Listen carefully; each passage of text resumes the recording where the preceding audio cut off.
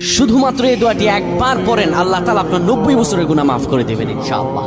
আপনার 90 বছরের গুনাহ মাফ হয়ে যাবে শুধুমাত্র এই দোয়াটি যদি একবার পড়তে পারেন। আপনার ভাগ্য খুলে যাবে, রিজিকে বরকত আসবে, মনের ন্যাক আশা পূরণ হবে, আল্লাহ আপনার সব দোয়া কবুল করে দিবেন। সুবহানাল্লাহি ওয়া বিহামদি। এত ফজিলত, এই দোয়াটা আপনারা শেয়ার করে দিবেন। এই যুবকেরা, আমল না করেও সওয়াব পাবা। তোমার একটি শেয়ারে, একটা বাটনে প্রেস করে তুমি সওয়াব পেয়ে যাবা। কারণ তুমি আমল না করো, অন্য কেউ যদি তোমার শেয়ারের বদৌলতে আমল করে সওয়াব তুমি পেয়ে যাবা। নবীজির হাদিস। আমার ভাইয়েরা, আল্লাহর কাছে দোয়া করা, আল্লাহর কাছে দোয়া চাওয়া, এটি হলো মুমিনদের কাজ। আমার আল্লাহ বান্দাকে বলেন, বান্দারে উদউনি আস্তাজিব লাকুম, আমার কাছে চাও, আমার কাছে চাইলে আমি আল্লাহ তোমাকে দিয়ে দিব। কেউ যদি একবারে দোয়াটি পড়তে পারে, দোয়াটি হলো রব্বি ইন্নী যালামতু নাফসি ফাগফিরলি। কেউ যদি এই দোয়াটা একবার পড়তে পারে, আমার আল্লাহ তাআলা তার 90 বছরের গুনাহগুলো মাফ করবেন।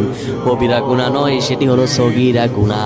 সগীরা গুনাহ মাফ হবে। বলবেন হুজুর 90 বছর তো হয়নি, তাহলে গুনাহ মাফ হবে কি করে? আপনার যত বছর হয়েছে তত বছরের সগীরা গুনাহ মাফ হবে, আর বাদ বাকিটা কাউন্ট করে আপনার আমল নামায় নফল নামাজ, নফল আমলের সওয়াব আল্লাহ তাআলা আপনার আমল নামায় দিয়ে দিবেন। কিন্তু এটির ব্যাপারেও সহিহ সনদে তেমন কোনো গুরুত্ব আরোপ হয়নি, এটির ব্যাপারে তেমন কোনো উল্লেখিত সহিহ সনদ নেই। কিন্তু আমল করতে পারেন, যেহেতু এর অর্থ সুন্দর। আল্লাহ আমাদের কবুল করেন, আমিন।